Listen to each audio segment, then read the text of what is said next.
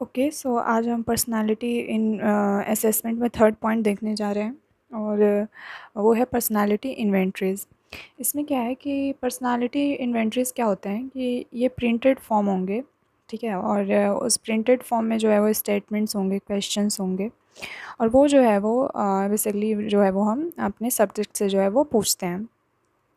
और जो हमारा सब्जेक्ट है, जो रिएक्ट करता है इस चीज़ को लेकर, जो हमारे क्वेश्चंस होंगे, हमारे स्टेटमेंट्स होंगे, उनके हिसाब से जो उनका रिएक्शंस होगा, हम उनके हिसाब से जो है वो उनको स्कोर करते हैं और इवेलुएट करते हैं।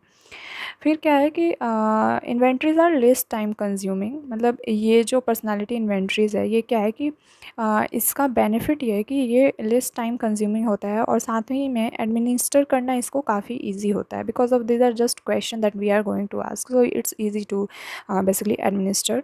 एंड लेकिन इसमें प्रॉब्लम क्या है? The problem is that subject can basically try to create false impression, like in case if he or she want to change his impression, so of course वो change कर सकता है अपने हिसाब से। इसमें क्या है कि ये है Minnesota multiphasic personality inventory, that is MMPI, जो कि स्टार्क जो है वो और चांडले के द्वारा जो डिस्कवर किया गया था, वो most commonly used clinical testing instrument है। और इसकी मदद से हम क्या करते हैं कि जो है वो मेंटल डिसऑर्डर को जो है वो बेसिकली समझ पाते हैं, डायग्नोस कर पाते हैं। इसका अपडेटेड जो टेस्ट आया है, दैट इज़ MMPI-2 है, जो कि एक सेल्फ रिपोर्ट इन्वेंटरीज है, जिसमें total of 567 true false questions हैं, लाइक क्वेश्चन पूछे जाएंगे जिनके आंसर जो है वो ट्रू और फॉल्स फॉर्म में होंगे। और इस तरीके से जो है वो उसमें जो है वो एटीट्यूड, इमोशनल रिएक्शन और फिजिकल और साइकोलॉजिकल सिम्टम्स हम देख सकते हैं। अब क्या है कि यहाँ पे जो है वो बेसिकली टोटल टाइम जो है इस टेस्ट में वो 60 टू 90 मिनट्स जो है वो लगते हैं। और क्या है कि personality questionnaires are used in psychology for counselling and research purpose. तो मतलब अब इसका यूज़ क्या है? तो इसका यूज़ है कि एक तो हम जो है वो काउंसलिंग और रिसर्च पर्पस के लिए इनका इस्तेमाल करते हैं, और इसके अलावा जो है वो एम्प्लॉयमेंट जो है वो सेक्टर हो गया, या फिर प्रमोशन जो है वो प्रमोशन के लिए जो सिलेक्शन की जो प्रोसेस होती है, तो वहाँ पर भी हम इनका इस्तेमाल कर सकते हैं। अब अगर हम बात करते हैं एग्ज़ाम्पल की, लाइक यहाँ पर जो है वो एक एग्ज़ाम्पल दिया हुआ है, like do you adapt yourself easily to new condition? So answer is either in no or yes you have to give. So this is what personality inventories are, that's it.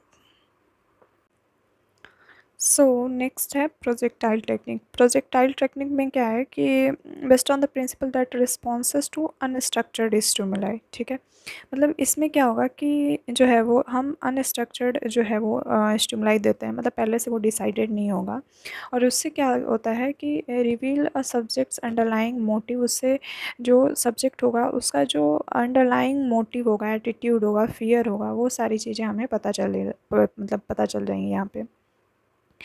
इसके बाद क्या है कि यहाँ पे जो भी चीज़ें हम करते हैं, एक तो वो अनस्ट्रक्चर्ड होगा, इसके अलावा जो उसका जो मीनिंग होगा वो एक से ज़्यादा हो सकता है। मतलब बेसिकली हम क्या करेंगे, कोई पिक्चर देंगे, कोई सेंटेंस देंगे कंप्लीट करने को, तो पिक्चर में क्या होगा, कोई उसका मीनिंग बताना होगा, या फिर जो है वो सेंटेंस है तो उसको कंप्लीट करना होगा। तो उसका क्या है कि आंसर जो है वो ज़्यादा हो सकता है, मतलब हर इंसान के लिए अपना अपना अलग मीनिंग हो सकता है। अगर सेंटेंस कंप्लीट कर रहे हैं तो अलग तरीके से कंप्लीट कर सकते हैं, पिक्चर का मीनिंग निकाल रहे हैं तो अलग तरीके से निकाल सकते हैं। तो ये चीज़ जो है यहाँ पे होता है, ठीक है। Basically depend upon subject to subject.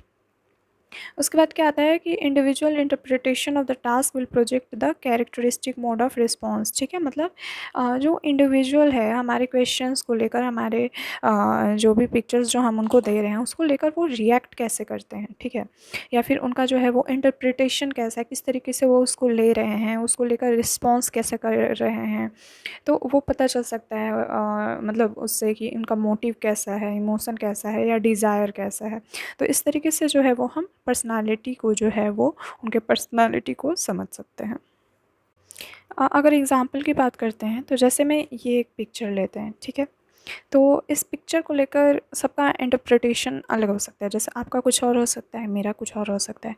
जैसे मैं सोच सकती हूँ कि ये दोनों टीचर स्टूडेंट हैं, कोई सोच सकते हैं ब्रदर सिस्टर हैं, मतलब it's just depend upon people to people कि वो जो है वो कैसे सोच रहे हैं। तो उनके आंसर के हिसाब से जो है वो हम उनकी पर्सनालिटी को जो है वो बेसिकली जो है वो आइडेंटिफाई कर सकते हैं। तो ये हो गया।